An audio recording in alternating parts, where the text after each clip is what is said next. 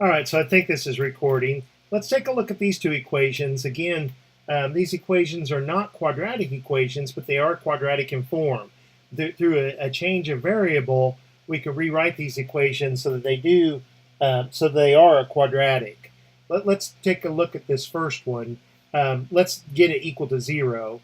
So we've got 2x raised to the negative second power minus x the negative first plus 1 is equal to 0. So the negative 1 here is half of negative 2, so this is what they call quadratic in form. And I can, through a change of variables, I'm going to change the variable x to the variable u by letting u equal this middle term x to the negative first power. And if I square both sides of this equation, because it's quadratic in form, then I'll have when I square this x to the negative first power, remember that a power raised to a power, you multiply the exponents together.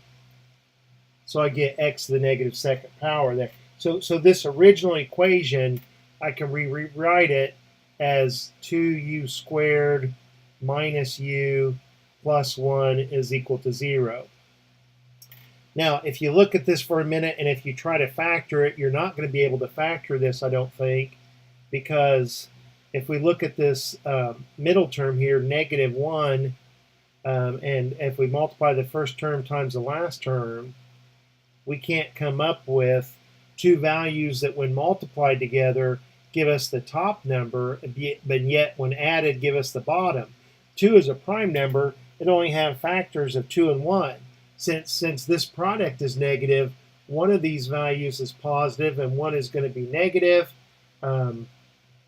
Excuse me. The product there up there is positive, so it's going to be negative and negative, and we can't come up with two negative values that multiply together to give us 2, but yet add together to give us a negative 1. So we're going to have to use the quadratic formula. Now remember that the quadratic formula that I often will find the discriminant first, because if that discriminant is a negative number, then I know there's no real solution. And I have to find this b squared minus 4ac anyway. So within the quadratic formula, that's the first thing that I find.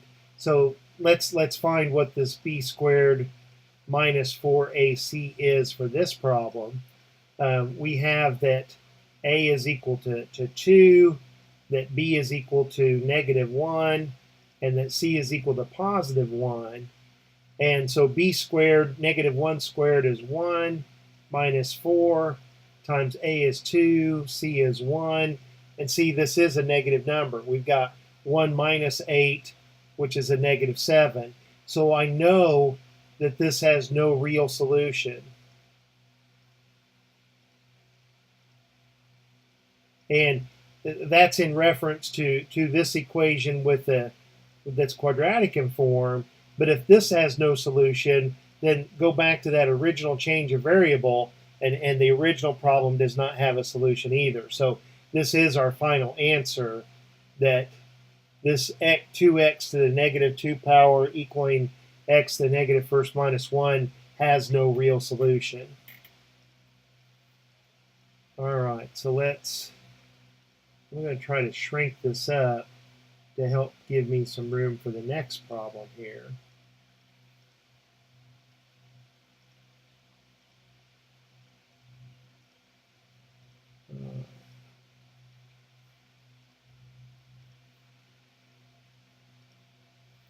So it looks a little more complicated, but really if we look at this exponent of 2 here and this one of 1, and look at that base of x squared minus 6x, and that's the same base, since this exponent of 1 is half of that 2, this is quadratic in form.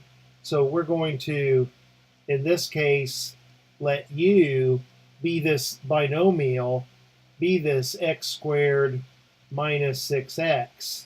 So if we square both sides of this equation, then look at what we have. Now, I'm not going to multiply this out, because all I'm doing here is a change of variable. This first term here that has x squared minus 6x, that quantity squared, I'm going to replace that with u squared. And then this middle term here, this middle factor, this x squared minus 6x, I'm going to replace that with u. And then I've got minus 35 is equal to 0. So with a leading coefficient of 1, this is a little bit easier to solve. To factor, I mean, u times u is u squared. Two numbers that multiply together to give me a negative 35, but yet when added, that's a positive, gives me a negative 2. Well, negative 7 and positive 5 do the trick. That their product is negative 35, but when you add them together, you get negative 2. So I'm getting, as far as for my quadratic equation here, that u is equal to 7 or that u is equal to negative 5.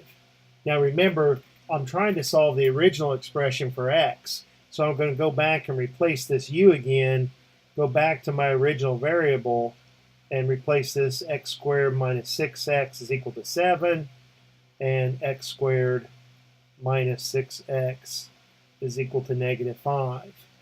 Now, these are both quadratic equations, and we can solve both of these. The